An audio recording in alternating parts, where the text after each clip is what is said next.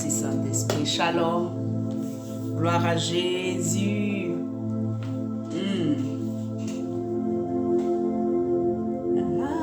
Alléluia.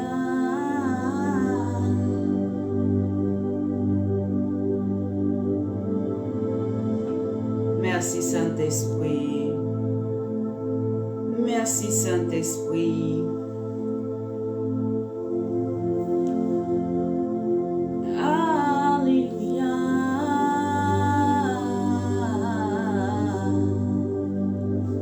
Merci Jésus.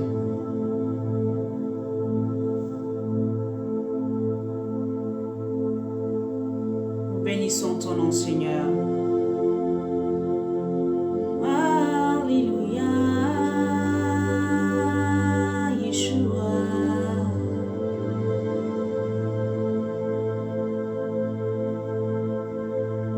Merci Seigneur.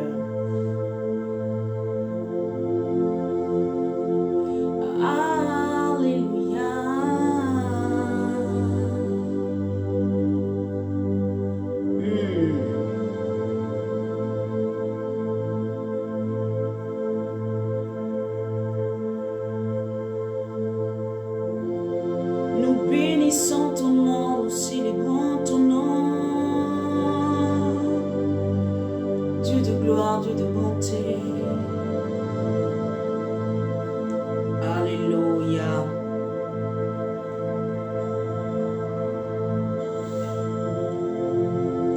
Nous célébrons, nous adorons ton nom. Dieu de bonté.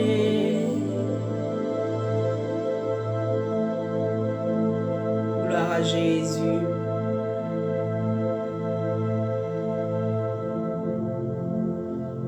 Nous élevons, nous te bénissons,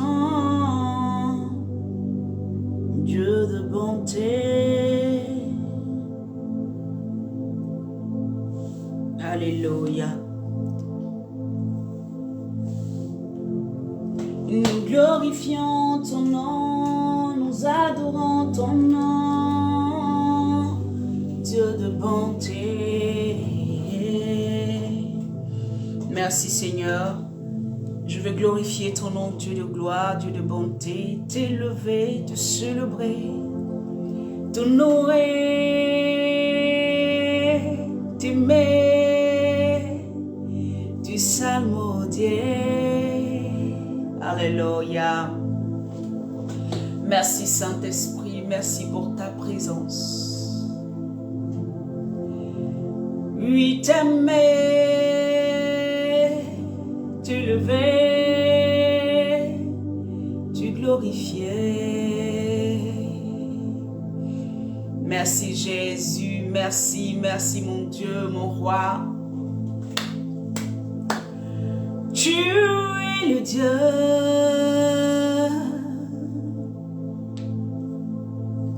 Il mérite tout honneur, toute gloire, toute majesté. Et mon âme ne peut que te bénir, t'élever, te célébrer, Yeshua Mashiach. Je glorifie ton nom, Dieu de gloire, Dieu de bonté, célébration, adoration, louange à ton nom, Père. Parce que tu mérites d'être levé, tu mérites d'être salmodié, d'être glorifié. Merci Seigneur pour ton amour, alléluia. Nous adorons le nom de celui qui règne. Et Jésus. Nous célébrons celui qui règne. Les Brian Tarabaché Kerebe Kurabawa Santa Baregiri. Gloire à celui qui règne d'âge en âge. Il est le Dieu tout-puissant, l'ancien des jours, le maître des temps et des circonstances. Alléluia. Gloire à toi, Seigneur. Nous adorons ton nom, Papa. Nous célébrons ton nom, Papa. Excusez-moi. Je suis un peu grippée, j'ai la toux et... Alléluia. Gloire à Jésus. Tout honneur, toute gloire à celui qui règne. Alléluia. Nous bénissons le Dieu Tout-Puissant, l'Alpha, l'Oméga. Ah, tu es digne d'être élevé, tu es digne d'être salmodié, tu es digne de recevoir la louange, tu es digne d'être glorifié, mon Père, mon Roi. Alléluia. Rebo Santa Baregede Koria Mama Mama. Rabaché Rabo Santa Baregede Koria Mama. Tu es le Dieu fidèle. Tu es l'Alpha, l'Oméga, le Prince de paix, l'admirable conseiller. Alléluia. Gloire à Jésus. Alors, shalom à tous. Shalom, shalom, shalom, shalom, shalom. La paix sur vous, la paix dans vos maisons, la paix dans vos foyers, la paix dans votre travail, la paix dans tous les aspects de vos vies. Alléluia. Lebra sayantarabashe kerebe suntabaregede. Gloria mama lebro santa barregede kora baba soria karabashinta barregede. Yeshua Amashiach, Yeshua Amashiach, Jésus le Dieu qui règne au-delà de tout. Est-ce qu'il y a quelqu'un qui peut simplement commencer à dire: mon Dieu, mon roi, je bénis ton nom. Mon âme bénit ton nom éternellement. Je suis reconnaissant pour ton amour, pour ta fidélité. Est-ce que quelqu'un peut dire: je suis reconnaissant, Seigneur, pour ton amour, pour ta fidélité? Quand bien même mes yeux ne voient pas ce que j'espère, je crois, Adonai, que tu es en train de travailler pour moi. Tu es de mon côté. Tu ne m'as jamais laissé tomber, tu ne m'as jamais abandonné. Le temps peut-être ne m'est pas encore favorable, mais je sais une seule chose, c'est que tu agiras certainement. Alléluia. Je veux élever le nom de celui qui règne, celui qui n'a point de fin, celui qui est au-delà de tout. Il s'appelle Jésus, Jésus, Jésus, Jésus. Shalom à tous bien-aimés, nous sommes à midi pour Jésus. Et c'est la plateforme sur laquelle le Seigneur vient s'exprimer et vient parler, amen, à un cœur qui est languissant, à un cœur qui a besoin d'entendre ses paroles, à un cœur qui a besoin de pouvoir être dirigé par son Père, par l'Esprit de Dieu. Je veux simplement bénir vos différentes vies et bénir celui qui nous a mandaté pour cette œuvre merveilleuse qui est de pouvoir annoncer la parole de Jésus-Christ de Nazareth, annoncer ses vertus, annoncer ses paroles, annoncer, alléluia, ses pensées, alléluia, pour chacun d'entre nous. Parce que moi aussi, je suis béni quand je suis en train de faire ce à quoi le Seigneur m'appelle. Alléluia. C'est moi qui suis la première honorée de représenter, amen, ce très grand Dieu, merveilleux, glorieux, alléluia, puissant, le maître de l'univers. Je suis son ambassadrice et toi aussi tu es son ambassadeur, tu es son ambassadrice partout où Dieu t'a planté. Et donc c'est un honneur pour nous de parler de Jésus, c'est un honneur pour nous de parler de ses vertus, c'est un honneur pour nous de déclarer qu'il est le Dieu Tout-Puissant, c'est un honneur pour nous de marcher et d'agir selon son plan. Alléluia, parfait. Alléluia. Alors que le nom du Seigneur soit béni. Là où tu es, si tu peux acclamer le Seigneur, acclame. Alléluia. Je glorifie le nom de celui qui règne. Il s'appelle Jésus-Christ de Nazareth. Et son règne n'a pas de fin. Seigneur, ton règne n'a pas de fin. Ton règne n'a pas de fin, ton règne n'a pas de fin. Ton règne n'a pas de fin, tu es le commencement et tu es la fin de toutes choses. Alléluia. Et voilà pourquoi nos vies veulent simplement, Père éternel, se verser, adorer simplement ton nom parce que tu le mérites. Tu es le Dieu de gloire, le Dieu tout-puissant. Lebrayan tarabache kerebe korababa lebro sarabache karamande. Gloria mayon tabaregede koria kanta baregede lebro satabaregede. Là où tu es, commence à prier en langue, commence à prier. Dis au Saint-Esprit de venir véritablement t'aider. Amen. Dans cette série que nous avons commencé, régénérée par la sémence incorruptible, que le Saint-Esprit véritablement t'enseigne, que le Saint-Esprit lui-même te montre et te parle véritablement, alléluia, au travers les mots que je sortirai, au travers la parole de Jésus qui sortira de ma bouche, au travers l'enseignement qui sortira de ma bouche, que le Seigneur véritablement te touche, que le Seigneur véritablement ajoute à ta connaissance, que le Seigneur véritablement te fasse t'étire véritablement, amen, afin que tu ne sois plus jamais la même personne, que ta vie prenne un nouveau tournant, que ta vie soit catapultée à un autre niveau, que ta vie puisse monter devant le trône de la grâce et que le Seigneur Jésus-Christ, tu le connaisses encore plus et que tu vives sa victoire, que tu vives son triomphe, que tu vives véritablement sa paix. Alléluia. Voilà pourquoi je veux encore bénir le Seigneur pour ta vie. Et je veux encore, Seigneur mon Dieu, que ton règne vienne, que ton règne vienne, que ton règne vienne, que ta volonté, Père éternel, s'immisce, alléluia, entre nous, que ta volonté, Seigneur mon Dieu, s'impose à nous, que ta volonté s'impose à nos vies, afin que nous puissions, être des personnes victorieuses et nous puissions réussir dans tout ce que tu nous as amené à faire, alléluia, cette terre. Que la grâce de Dieu repose sur toi, bien-aimé.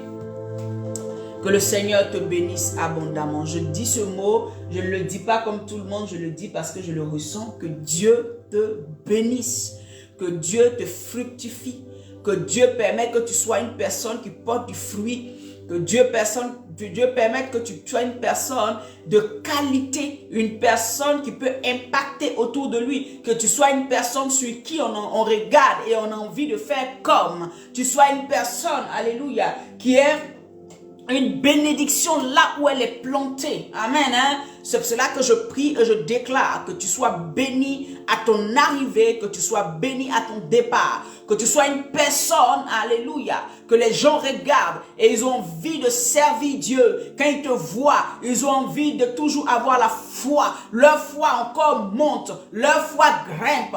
Pas à cause de ce que tu as, pas à cause de ce que tu peux faire, mais à cause de la grâce, de l'onction de Dieu, du nom de Jésus que tu portes sur ta vie. Alléluia. Que les gens te voient et qu'ils voient Christ au travers de toi. Que le Seigneur te bénisse abondamment.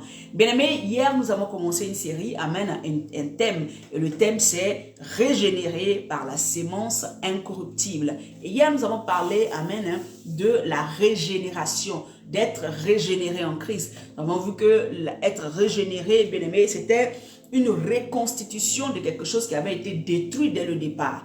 Et nous avons dit que quand il y avait cette reconstitution, c'est parce qu'il y avait d'abord quelque chose qui avait existé. Il y avait déjà une forme qui était là, mais qui a été dégradée par soit le péché, quand c'est un humain, vraiment un chrétien, soit par le péché, soit par un accident, soit par beaucoup de choses, mais il y a eu forcément une dégradation de la chose. Il y a eu forcément une perte de propriété, il y a eu une perte de choses, alléluia, de substance, de valeur, amen, hein, qui était initialement là, ça a été détruit. Et donc, à un moment, le Saint-Esprit va venir, amen, pour rétablir toutes choses. Le Seigneur meurt à la croix de Golgotha pour venir repositionner toutes choses, amen, hein, qui avait été détruit pendant toutes ces années, qui avait été détruit, amen. Hein. Donc, nous savons que, alléluia, dans cette régénération, le Seigneur vient nous donner l'image, amen, qu'il voit de nous, ce qu'il sait, ce qu'il veut de nous, comment il nous a créés, comment il nous voit. Alléluia. Et j'avais parlé de Adam et Ève qui étaient dans le jardin dans la première nature qu'ils avaient. C'est vrai que quand on parle de la nature adamique, on parle du péché, on parle de la chair, on parle de la désobéissance. Mais là, je ne suis pas en train de parler de la nature adamique, je parle, alléluia, de la nature qu'ils avaient dans la... C'est-à-dire que de comment Dieu les avait créés au commencement. Au commencement, tout était bon. Amen. C'est après la déchéance, après le péché qu'on parle de la nature adamique. C'est-à-dire qu'après le fait qu'ils aient accepté de manger le fruit, de désobéir à Dieu, c'est là que la nature adamique rentre, amen, en compte. Et c'est là qu'on peut dire que cette nature-là n'est pas celle de Dieu. Mais avant ça, ils marchaient dans, je veux dire, Dieu les avait créés parfaits. Parce que Dieu même a dit, tout ce que j'ai créé est bon. Non, c'est pas à nous de venir dire que avant ça, tout ça là, ce n'était pas bon. Non. Ils avaient cette nature, ils avaient ce comportement, ils étaient des personnes qui croyaient en Dieu à 100%, ils étaient aveuglement croyants, ils croyaient en Dieu, ils ne se sont pas laissés intimider par leur manque. La Bible dit dans Genèse qu'ils étaient tous de nus, mais ils ne s'inquiétaient pas de leur nudité. Pourquoi? Parce que leurs yeux n'étaient que sur Dieu, n'étaient que sur les merveilles de Dieu, n'étaient que sur ce que Dieu a fait. Leurs yeux n'étaient pas tournés sur eux-mêmes. Voilà pourquoi ils ne pouvaient même pas se rendre compte et ils n'avaient même pas honte du manque de ce qu'ils n'avaient pas porté d'habits.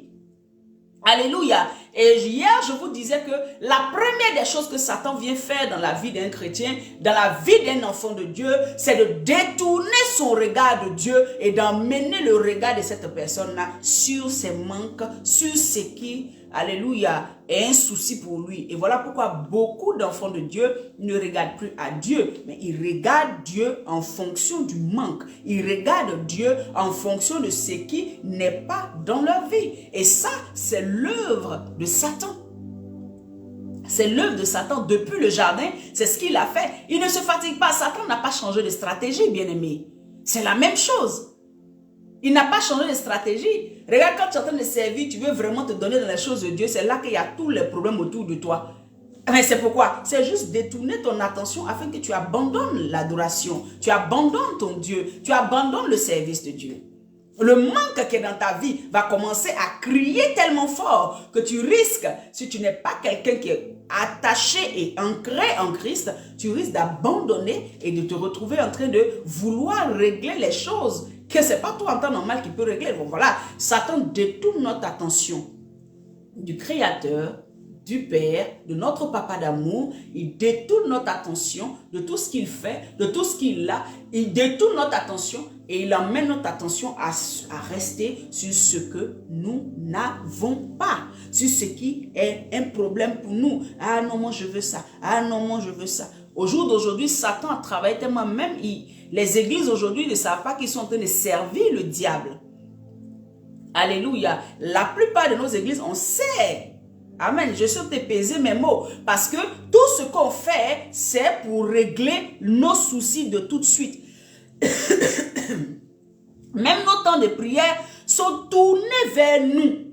Alléluia. Pas sur le Dieu Tout-Puissant, pas sur notre Papa. Alors, si tu vois que toute ta vie, tu es tourné que sur toi-même, sache que Satan a vraiment gagné dans ta vie. Il est temps que tu te relèves et que tu le mettes à gauche. Ce n'est pas, Dieu n'est pas, je veux dire, on ne calcule pas, ou bien je veux dire, on ne voit pas Dieu au travers, alléluia, des manques qu'on a. C'est parce que tu manques que Dieu n'est pas avec toi. Ou bien parce que tu as ça, c'est que Dieu est avec toi. Aujourd'hui, dans nos églises, même des gens qui prêchent, souvent ils se trompent dans leur manière de prêcher. Parce qu'ils emmènent pratiquement le peuple de Dieu à croire que s'il n'a pas quelque chose, ça veut dire automatiquement que Dieu n'est pas lui. Non, tu peux être pauvre et être ami de Dieu.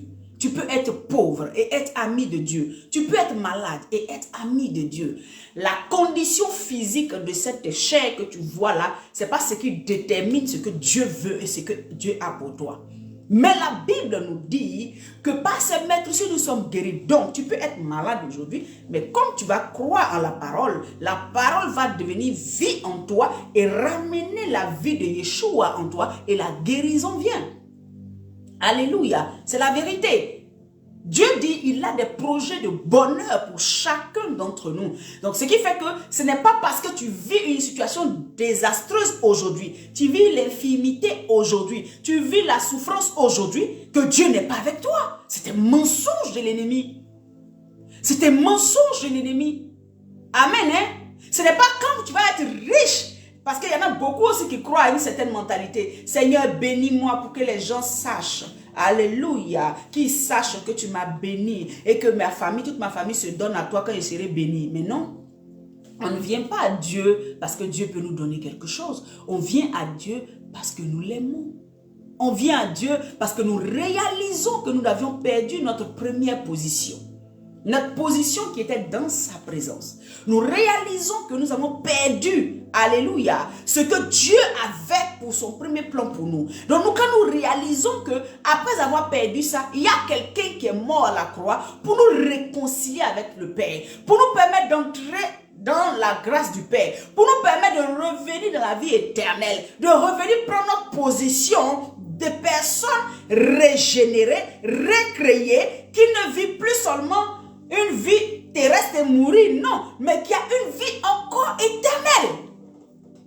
C'est pour ça que hier, je vous disais que nous sommes un autre genre d'humains. Nous ne sommes pas comme les autres.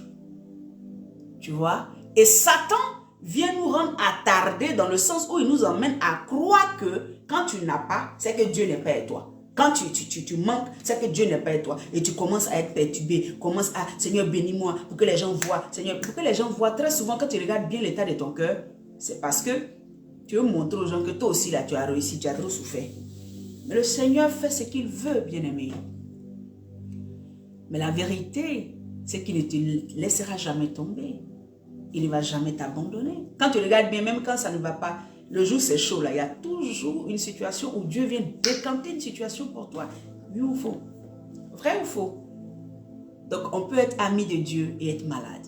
On peut être ami de Dieu et être pauvre. On peut être ami de Dieu et être riche. On peut être ami de Dieu, alléluia, et avoir tout ce dont on a besoin, être en bonne santé. Alléluia, que le Seigneur nous bénisse. Mais n'oublie jamais, ceux qui sont riches, la plupart du temps, c'est des personnes qui sont obligés de veiller doublement, je vais dire même triplement ou 4 fois sur leur cœur. Sinon, ils arrivent à un moment à se détacher de la présence de Dieu.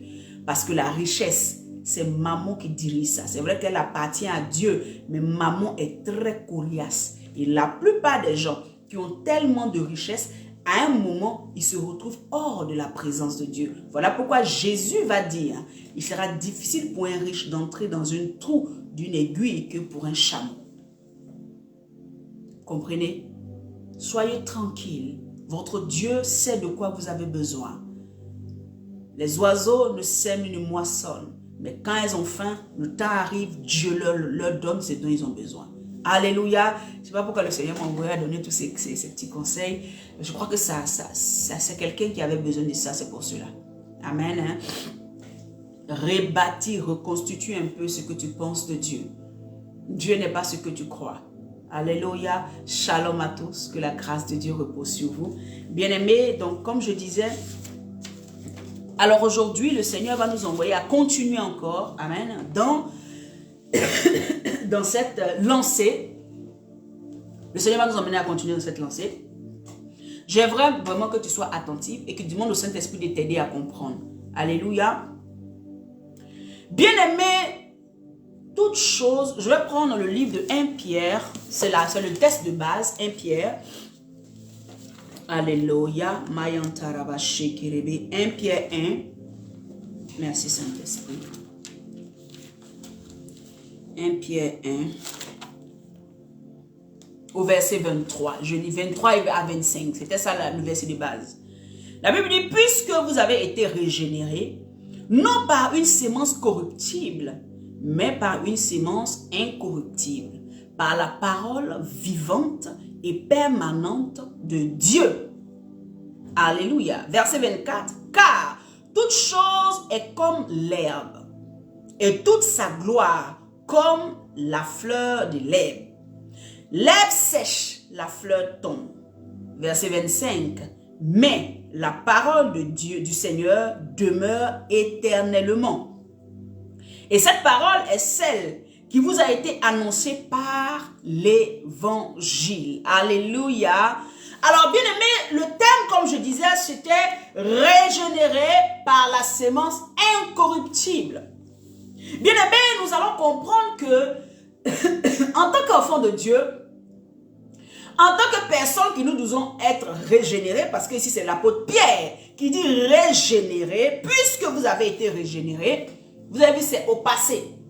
Au passé dans le sens, vous avez été, ça veut dire quoi? Régénéré à partir du moment où Jésus est monté au bois du calvaire, qu'il est mort, que son sang a coulé. Et ce sang est venu nous laver du péché originel, du péché adamique, qui est venu enlever cette nature qui nous rendait disgrâce, qui nous avait disgraciés devant la face du Père.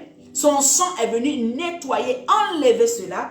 Et ce sacrifice qu'il a fait nous a réconciliés avec notre papa d'amour. Ce sacrifice nous a réconciliés. Donc c'est pour cela qu'il dit, vous avez été. C'est-à-dire que la chose s'est faite avant même que toi-même tu ne puisses même dire aujourd'hui je veux accepter le Seigneur Jésus. Amen. Tu as été régénéré dans l'esprit. Maintenant cette chose-là doit maintenant s'accomplir. Ce processus doit s'accomplir maintenant dans ta vie, dans ta chair, dans ton âme. Parce que maintenant, qu'est-ce qui va se passer?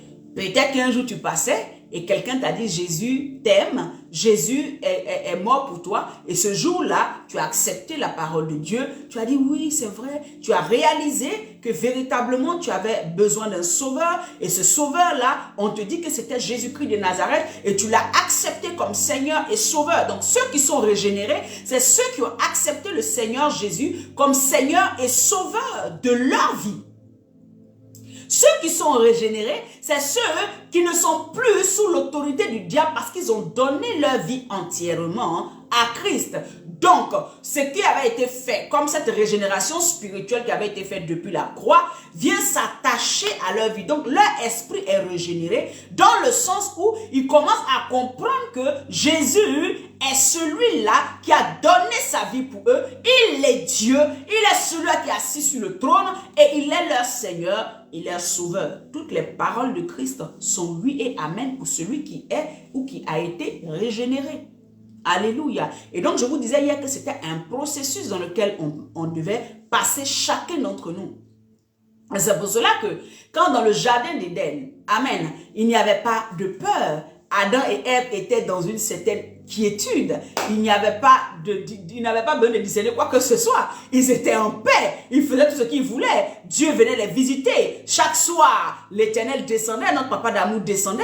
Il parlait avec ses enfants. Il parlait avec Adam et Ève. Ah, ça va, vous allez bien? Et ce qu'il devait leur dire, il leur disait. Il passait des moments d'intimité. Il n'y avait pas de problème.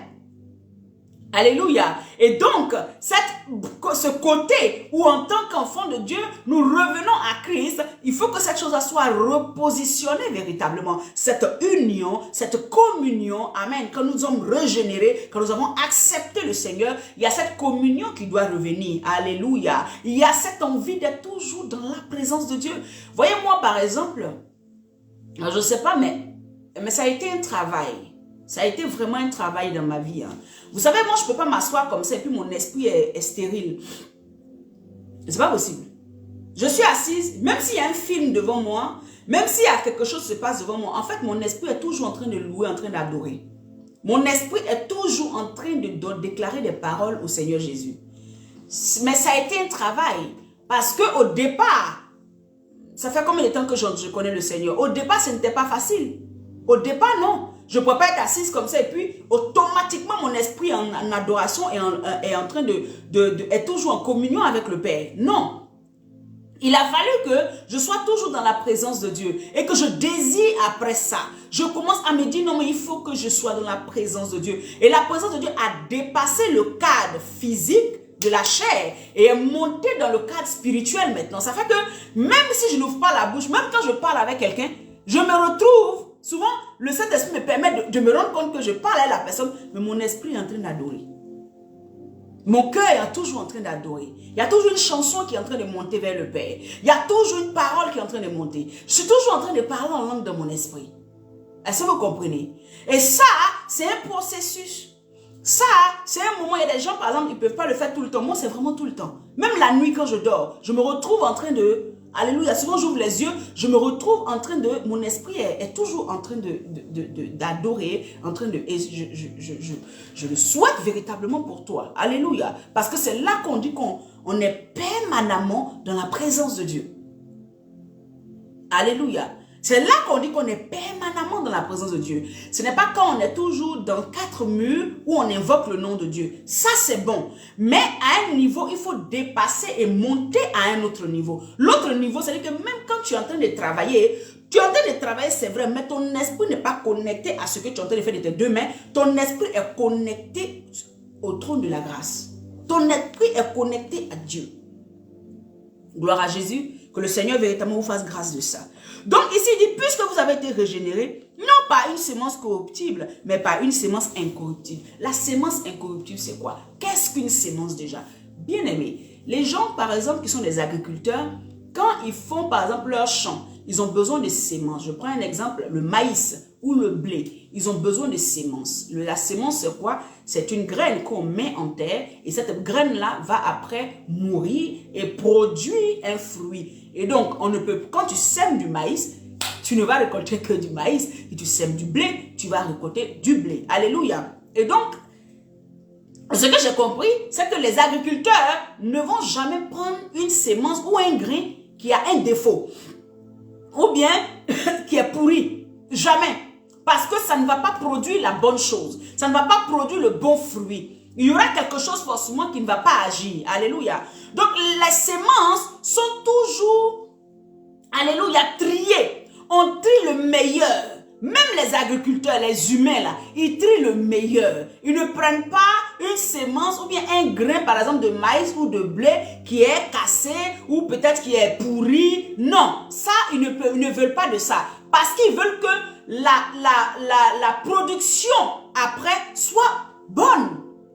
Donc ils ne peuvent pas planter quelque chose qui est gâté, quelque chose qui est pourri. C'est pas possible. Donc je me suis rendu compte que même les humains faisaient attention à ce qu'ils plantaient. Même les humains faisaient attention à la sémence qu'ils mettaient en terre. Parce qu'ils veulent quelque chose de bon après. Et bien aimé, le Seigneur nous dit que nous qui avons été régénérés, nous avons été régénérés par une sémence incorruptible. Déjà la corruption c'est quoi? C'est quelque chose qui peut se détruire, quelque chose qui peut s'altérer. Comme hier je disais, comme on appelle ça, altérer, c'est quelque chose qui peut se désagréger. Alléluia. Et incorruptible, c'est-à-dire que ça ne peut pas se détruire. Ça ne peut pas se corrompre. La pourriture ne peut pas être là-dedans. Donc la sémence que, en tant qu'enfant régénéré, nous avons reçu, n'est pas sale, n'est pas pourrie, ne peut même pas s'altérer. C'est-à-dire que le temps ne vient pas la détruire. Le temps n'a pas d'effet sur cette sémence. Le temps ne peut pas, comment on appelle ça, détruire la sémence qu'un enfant de Dieu reçoit. Là maintenant, l'apôtre Pierre va utiliser les graines. Il utilise une image, amen, des graines, comment on appelle ça, dans l'agriculture. Mais le Seigneur est en train de nous parler de ce que nous recevons. Tout ce que nous recevons, c'est de la sémence. Tout ce que nous donnons, c'est de la sémence. Alléluia. Je prends un exemple. On peut semer de l'amour. Tu peux semer de l'amour. Alléluia. Ça veut dire que tu aimes les gens. Tu aimes les gens autour de toi. C'est de l'amour que tu donnes. Tout ce qui sort de toi que tu es en train de donner à quelqu'un, c'est quelque chose que tu sèmes. Et en retour, forcément, il y aura un retour. Donc, ce que tu fais sortir de toi, ce que tu donnes, si tu le donnes mal, mais c'est le mal qui revient. Si tu le donnes bien, c'est le bien qui revient. Voilà pourquoi l'apôtre Pierre va nous dire, nous qui sommes les enfants de Dieu régénérés, nous avons été rebâtis, nous avons été régénérés, nous avons été ensémencés par une sémence incorruptible, qui ne se détruit pas, qui ne se désagrège pas. Et cette sémence incorruptible, c'est quoi? Alléluia. La Bible dit, par la parole vivante et permanente de Dieu. Tu as été régénéré par la parole de Dieu. Tu as été régénéré, alléluia. Tu as été ensémencé, alléluia, par la parole vivante et permanente de Dieu. Bien-aimé, quand tu regardes depuis le commencement, dans le livre de Genèse, jusqu'à l'Apocalypse, mais nous prenons Genèse à partir du chapitre 1, la Bible dit, Dieu dit, alléluia, la Bible dit, au commencement, Dieu créa le ciel et la terre. Ensuite, on dit quoi? Dieu dit. Quand Dieu dit, alléluia, les choses se mettent automatiquement en place.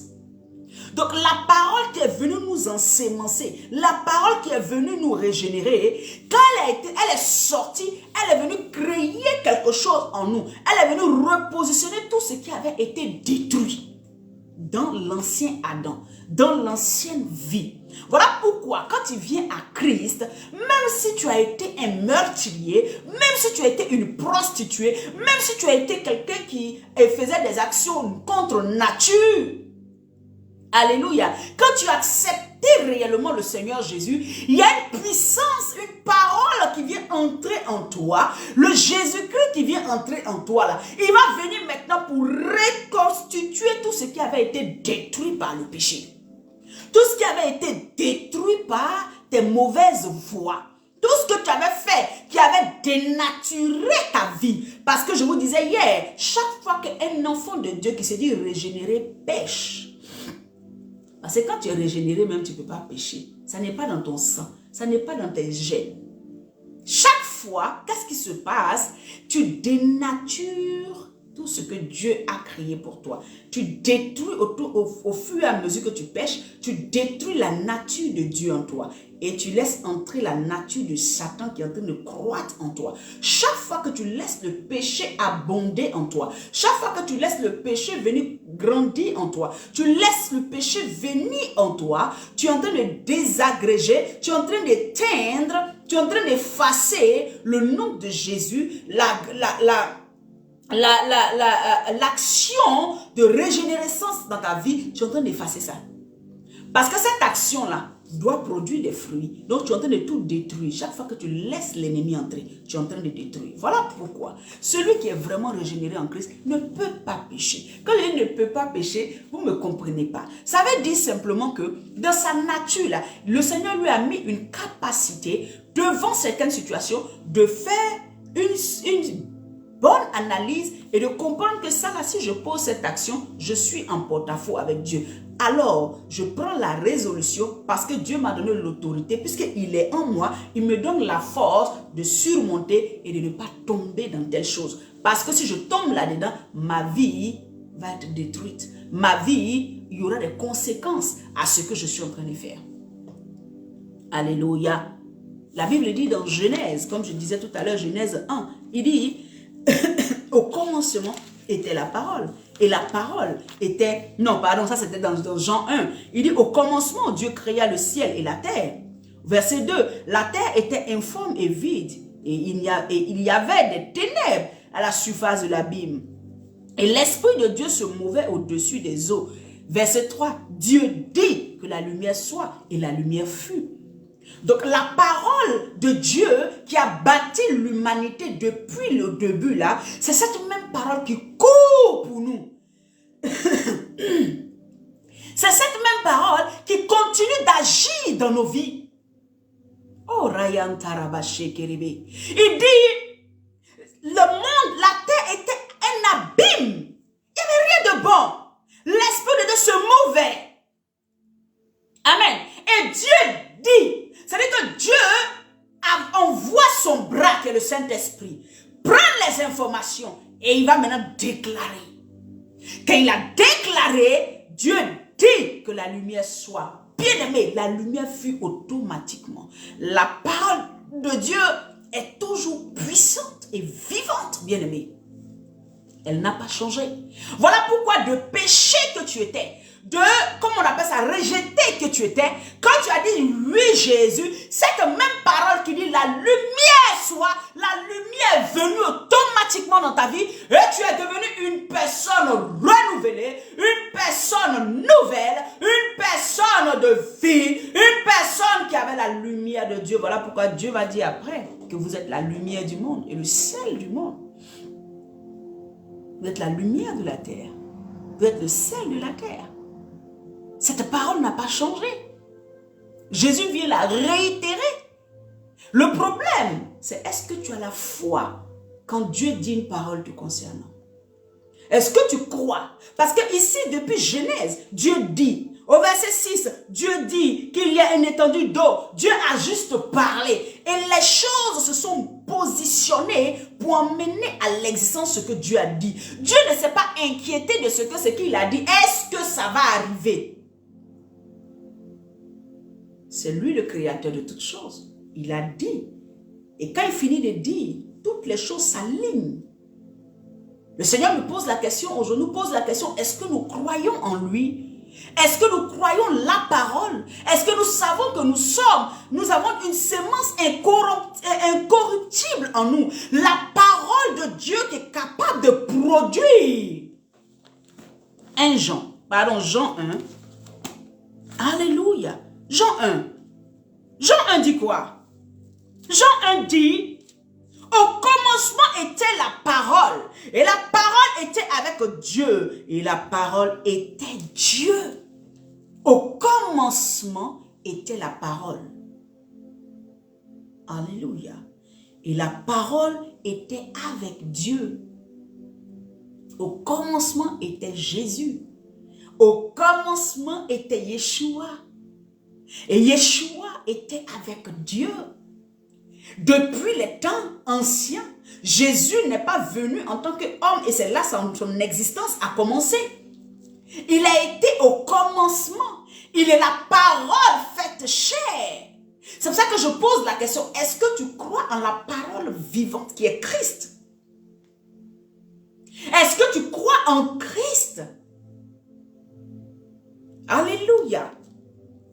La parole était avec Dieu. Elle était au commencement avec Dieu. Cette parole-là dont on parle, la sémence incorruptible, c'est Christ lui-même en nous. C'est Christ lui-même en nous. Parce que la Bible dit qu'il n'est pas dissocié de sa parole. Ce qu'il dit, c'est lui-même qui se parle. Est-ce que le mot est bien dit? En fait, quand Jésus est en train de parler, c'est lui-même, il expose au grand jour par des paroles.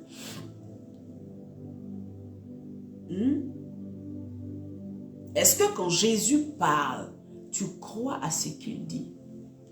Si tu es régénéré et que tu crois que la sémence qui est en toi est incorruptible, ça veut dire que cette sémence-là va produire l'éternité.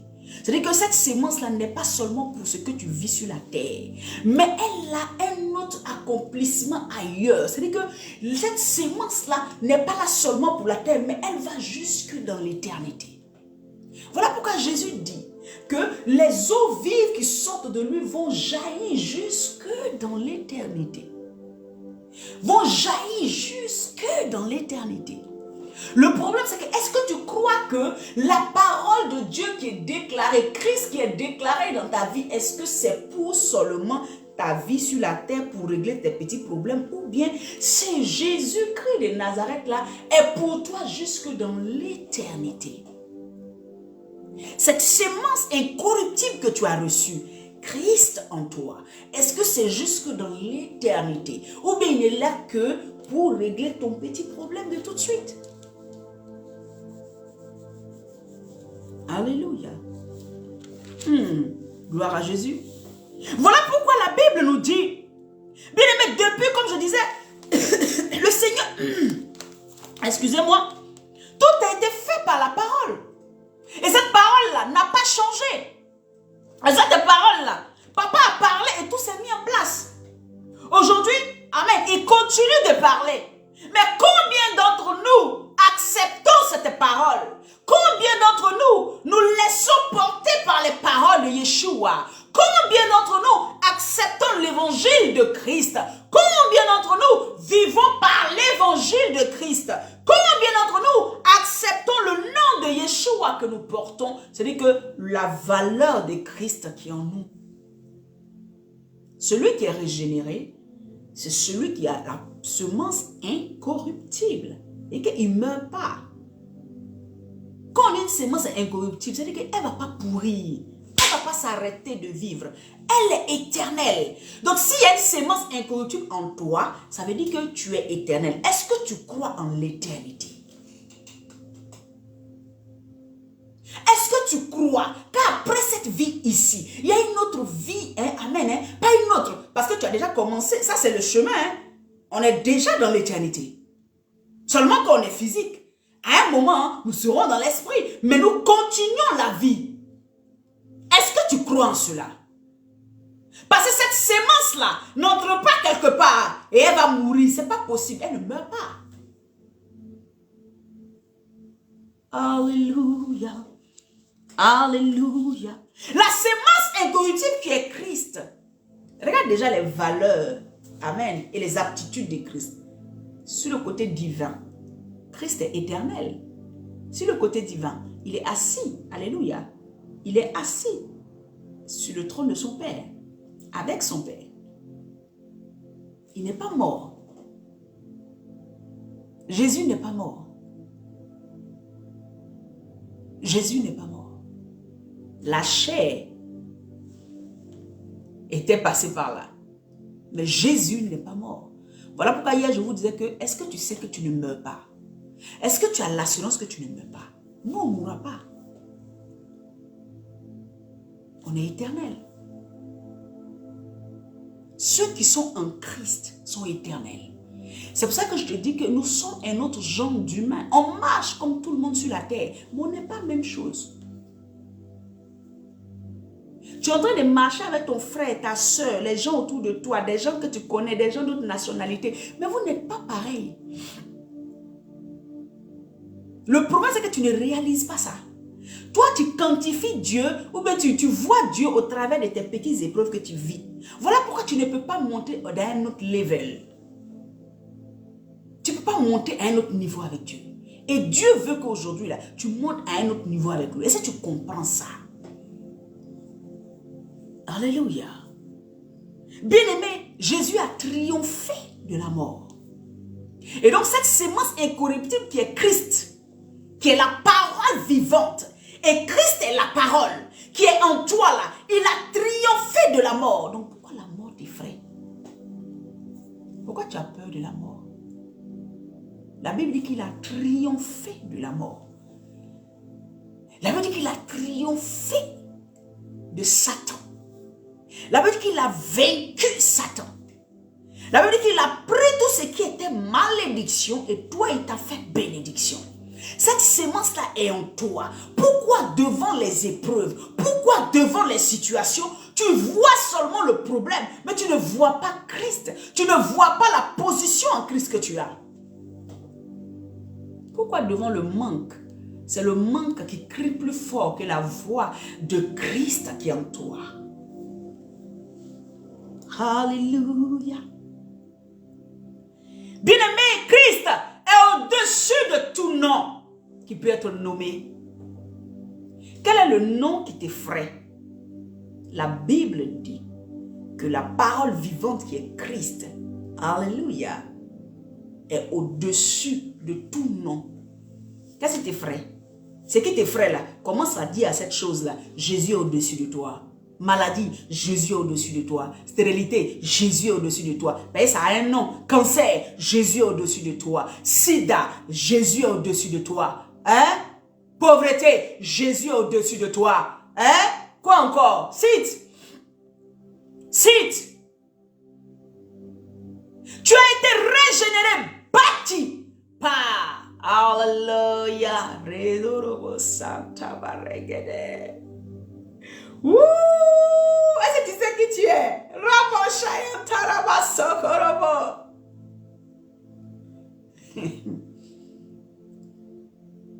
Bien-aimé, le Seigneur me faisait comprendre quelque chose. Pierre et les disciples étaient dans la chambre haute. Et dans la chambre haute, la Bible dit que des langues de feu sont descendues sur leurs différentes têtes. Comme je disais et j'ai l'habitude de dire, ces langues de feu-là ne pouvaient pas être uniques. C'est chacun dans son genre. Dieu les a utilisées de manière différente. C'est ce à quoi Dieu les avait appelés. Donc chacun avait sa flamme. Chacun avait comment il allait utiliser cette flamme. L'onction.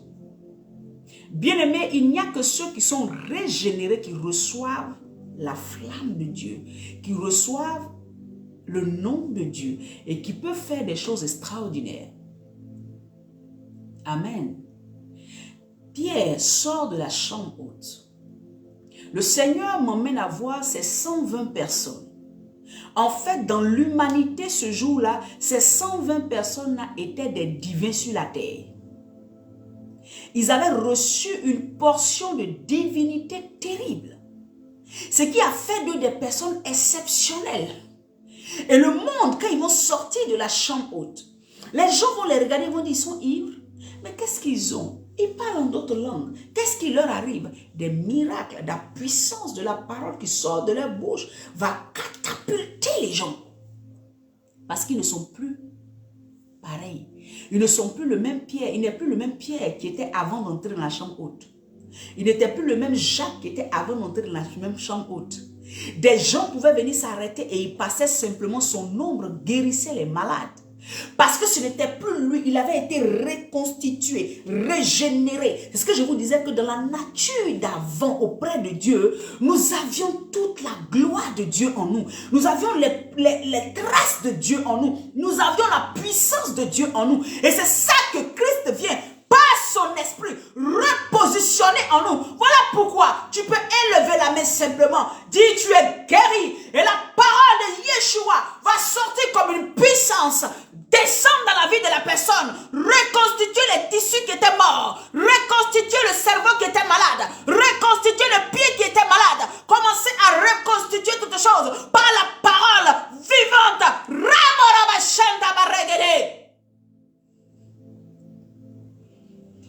Est-ce que tu sais qui tu es? Voilà pourquoi tu t'abaisses. Là, j'ai des larmes aux yeux à des choses. Tu t'abaisses à des péchés inutiles. Tu laisses ce corps-là t'empêcher de vivre la vie de Yeshua. Tu laisses alors que tu es régénéré. Tu as la puissance de dompter. Tu as la puissance de marcher. Tu as la puissance d'aller plus haut. Tu as la puissance de l'autorité. Quel est le féticheur? Quel est le démon qui peut se lever devant toi? Tu n'as pas encore compris quelque chose? Que tu es un être humain à part? Tu n'as pas compris que tu es un fils de Dieu? Tu n'as pas compris que tu es l'épouse de Yeshua? Tu as déjà vu une vraie épouse dit à son mari, pardon, je vais prendre ça, je vais prendre ta carte pour aller voir. Une vraie épouse là, elle n'a pas besoin de demander. Son mari a confiance, il sait qu'elle n'est pas stupide. Elle peut prendre sa carte, aller faire des dépenses, faire des choses, et puis il sait que ça sera pour le couple. Il n'a pas de problème, il ne cache rien. Alléluia. Est-ce que tu sais ce que tu as mis en toi? Quand les gens sont abaissés, en train de rentrer dans l'idolâtrie, en train de le fétichisme, regarde-les de haut. Et puis tu commences à dire, vous n'avez pas compris. Vous n'avez pas compris. J'ai le Dieu puissant. Je marche à la puissance de mon Dieu. Vous ne pouvez pas. Un autre genre de personne. Le Seigneur veut te repositionner dans la nature initiale, la nature supérieure. Alléluia.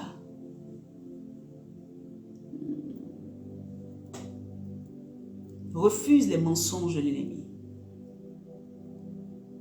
L'ennemi va toujours détourner ton attention sur ce que tu n'as pas.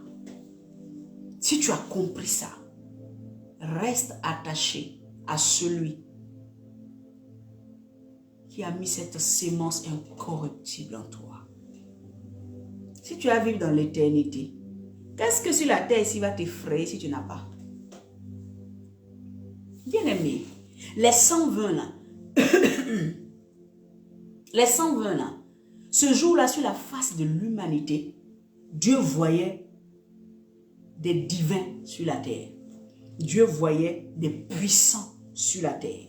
Dieu voyait sa nature de puissance sur la terre. Dieu voyait sa lumière sur la terre.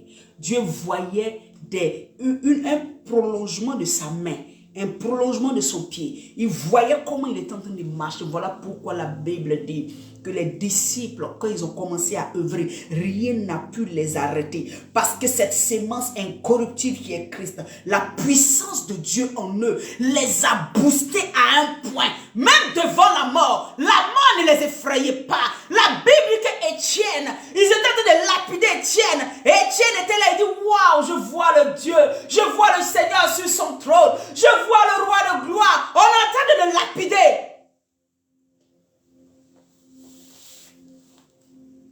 Dieu veut que tu ailles à ce niveau.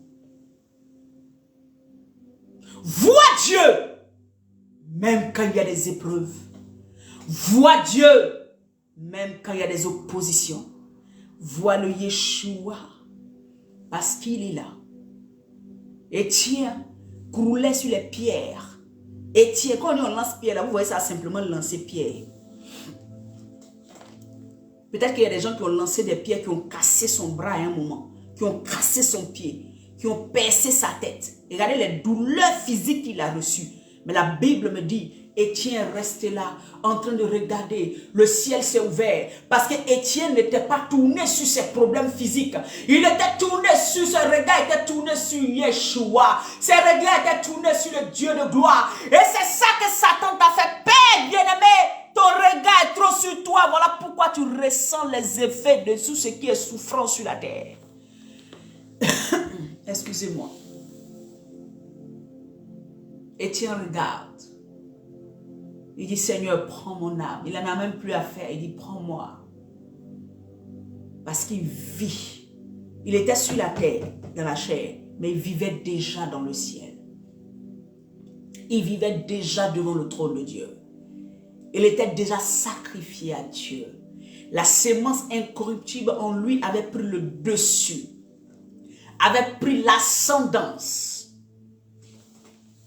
Alléluia. Est-ce que tu crois la parole qui est dite? Est-ce que quand Dieu dit, je ne laisserai jamais quelqu'un, je suis le père des orphelins, le mari de la veuve. Si tu es orphelin, est-ce que tu crois que ton père est là? Pourquoi devant les épreuves, tu veux vérifier s'il est là ou pas? Tu vérifies quoi? Il est là. Il te soutient. Il prend soin de toi. Je suis le mari de la veuve. Cette parole court toujours. Les paroles de Dieu sont dans l'atmosphère. Elles courent toujours. Celui qui voit la parole et qui la saisit, elle agit dans sa vie. La parole de Dieu est esprit et vie.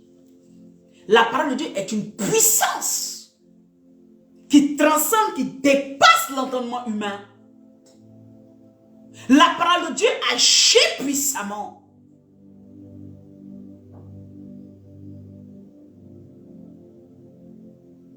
Alléluia. La parole de Dieu est éternelle.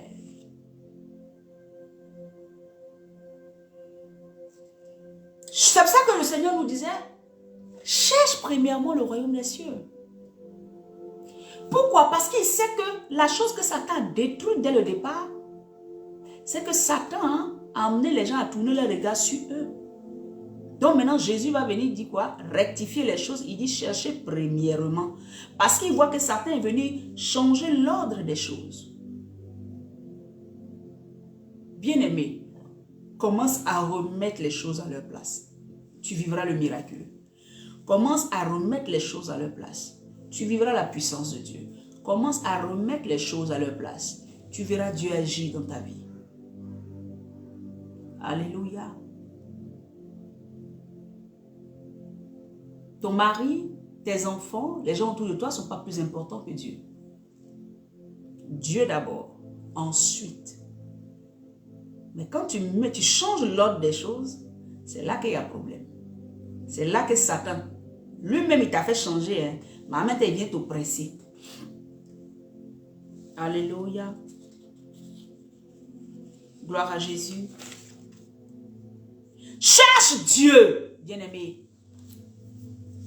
Assure-toi d'être bien avec Dieu et de lui être agréable. Les actions de l'homme sans Dieu sont médiocres, bien-aimés. Celui qui n'a pas Dieu là. Ne regarde pas. Le point c'est que tu aimes trop voir les gens en fonction de ce qu'ils ont. Spirituellement, qu'est-ce qu'ils sont? Spirituellement, qu'est-ce qu'ils ont? Qui ils sont effectivement? Quelqu'un peut être riche, avoir l'argent, avoir tous les sacs. Mais bien aimé spirituellement, il est nul. Il n'est personne. Il est pauvre. Il est nul. Alléluia. Je vous ai dit la dernière fois, le Seigneur m'a montré une influenceuse. Si vous la voyez, ses sacs. Vous la voyez dans ce qu'elle roule. J'ai été choquée de la voir. Plus pauvre, plus nue. Je dis, une pauvreté extrême, même dans ce qu'elle se lavait, si tu voyais. Je me suis réveillée le matin, je dis, mais Seigneur, pourquoi tu me parles d'elle? Il dit, mais c'est ça, les gens voient ce qui n'est pas. Ça, c'est pas la vérité de la vie de la personne. C'est sa vraie vie là que je t'ai montré. Vous voyez? Montez en esprit. Ne voyez pas quelqu'un en fonction de ce qu'il a. Ça va vous tromper. Satan vous connaît. Il connaît les enfants de Dieu. Il sait qu'il y a beaucoup qui sont envieux. Donc, il va prendre tout ça pour placer devant toi. Et celle-là, elle est mariée. C'est là qu'il envie. Tu sais ce qu'elle vit là-bas? Et ceux-là, ils ont des enfants. Tu les envies. Tu connais la souffrance qu'ils ont là-bas? Est-ce que Dieu t'a parlé? N'envie personne. La sémence incorruptible qui est en toi est capable de catapulter. Christ en toi. Alléluia. La gloire de Dieu. L'espérance de la gloire. Si tu as Christ en toi, c'est que tu espères. Et l'espérance de la gloire, c'est que tu vas forcément toucher à la gloire de Dieu. Mais pas comme toi tu vois. La gloire selon la volonté de Dieu. Et c'est ce qui est bon pour toi. Pour ne pas que tu perdes l'éternité. Alléluia. Bien-aimé, avec Dieu, il y a toujours une finalité. Et elle est positive. Mais dans le monde, il n'y en a pas. Satan ne te fera rien. Sa sémence, elle est corruptible. Sa sémence peut se détruire. Prenons Ecclésiaste. Ecclésiaste 3 dit quoi? Ecclésiaste 3 dit, il y a un temps pour mourir. Il y a un temps pour naître. Il y a un temps pour s'aimer. Il y a un temps pour récolter. Il y a un temps pour toutes choses. Tout ce que l'homme fait sur la terre a un temps. Un temps de péremption. C'est ça, non? Même les aliments mangés tous les jours, là, vos yaourts qui sont dans vos frigidaires, là, il n'y a pas de date de péremption dessus. Il y a un temps pour toutes choses. Au verset 14 de Ecclésiaste, comment on appelle ça? Ecclésiaste 3. L'Ecclésiaste va dire, mais le Dieu, les choses qui viennent de Dieu durent toujours. Lisons ça rapidement. Ecclésiaste, il dit quoi? Il dit les choses qui viennent de Dieu là, durent toujours. Ecclésiaste 3. Verset 14. J'ai reconnu que tout ce que Dieu fait durera toujours. Tout ce que Dieu fait durera toujours. Qu'il n'y a rien à y ajouter et rien à en retrancher. Et que Dieu agit ainsi afin qu'on le craigne. C'est-à-dire afin qu'on reconnaisse son autorité sur nos vies. Alléluia. Tout ce que Dieu fait dure toujours. Voilà pourquoi cherche premièrement les choses de Dieu. Le mari qui vient de Dieu, l'enfant qui vient de Dieu, la voiture qui vient de Dieu, toutes les choses que tu cherches, ça n'a qu'à venir de Dieu. Parce que ça, c'est éternel.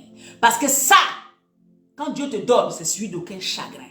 Quand Dieu te donne, amen, la vie, la sémence incorruptible, c'est pour l'éternité. Je ne te dis pas que tu vas aller ta voiture dans l'éternité, mais au moins, ce qu'il va te donner là, pour Dieu, ça dure. Pour Dieu, ça dure. Alléluia. L'Ecclésiaste va se rendre compte, après toute sa sagesse, il s'assoit et puis dit toute vanité de vanité. Il dit tout ce que Dieu donne dure. Toi, tu es pressé. Tu veux tout ce que les autres ont. Moi, j'ai pas ça. Moi, j'ai pas ça. Moi, j'ai pas ça. Sors de là. Sois délivré au nom de Jésus-Christ. Que l'envie te lâche au nom de Jésus-Christ. Ça, c'est une œuvre de la chair. Marche par l'esprit. Monte par l'esprit. Et tu verras que ce que tu as envie là, si derrière le Seigneur te révélait ce qui était derrière, tu vas vomir. Les gens qui ont ce qu'ils ont souvent ici là, ils ont déjà leur part. Toi, ta part est en Christ, est dans l'éternité. Et ta part est sécurisée. Ta vie est sécurisée. Alléluia. Avec Dieu, tout est éternel. C'est cette éternité qu'on a perdue dans le jardin. Cette vie avec lui, cette communion avec lui, cette présence avec notre Père. Toute notre vie chrétienne, nous marchons aujourd'hui, nous sommes dedans. Ce n'est pas pour avoir les biens de ce monde. C'est de reconnecter notre destinée, notre vie à celui qui nous a donné la vie, à celui qui nous a créés, à celui qui nous a bâtis. Il veut que nous revenions à lui. C'est tout. Toute ta vie chrétienne, tu es dans le combat du matin, soit fire. C'est que Dieu veut que tu reviennes à lui. C'est lui la sémence incorruptible. C'est lui qui n'est pas détruit. C'est lui qui ne se désagrège pas. Satan se désagrège. Satan a une fin, vous savez. La Bible dit que le diable est descendu vers vous, malheur, ô la terre, car il a peu de temps. Ça veut dire que Satan est éphémère. Les actions de Satan sont éphémères. Voilà pourquoi il est en train de se décupler pour faire du mal aux enfants de Dieu. Mais la Bible aussi me dit que Jésus l'a vaincu à la croix de Golgotha. Pourquoi je suis en train de regarder seulement le côté où il est déchaîné, mais où Jésus l'a vaincu? Voilà pourquoi je dis, est-ce que tu crois? Est-ce que tu crois que Christ l'a vaincu? Est-ce que tu crois que Christ a vaincu les œuvres des ténèbres? Bien-aimé, sur ce, je crois que je vais te laisser. Médite véritablement sur ce qu'on a dit aujourd'hui, depuis hier. Si tu as le temps de réécouter, réécoute la vidéo. Partage-la par la gloire de Dieu. Alléluia, par la grâce de Dieu. Et le Seigneur va encore t'équiper. Le Seigneur va encore te positionner. Nous sommes en train de traiter sur le thème, amen, régénérer par la sémence incorruptible. Que le Seigneur te bénisse. Laisse-moi prier pour toi. Père éternel, je prie maintenant que tous tes enfants, toutes ces personnes qui sont connectées, éternel Dieu Tout-Puissant, qui ont besoin de toi, mais qui ne se rendent pas compte que c'est toi le bien le plus précieux. C'est toi qui es la sémence dont ils ont besoin. C'est eux qui ont besoin d'être ensémencés par toi. Qu'aujourd'hui même tu leur fasses prendre conscience. Que leur esprit s'ouvre sur ta vérité.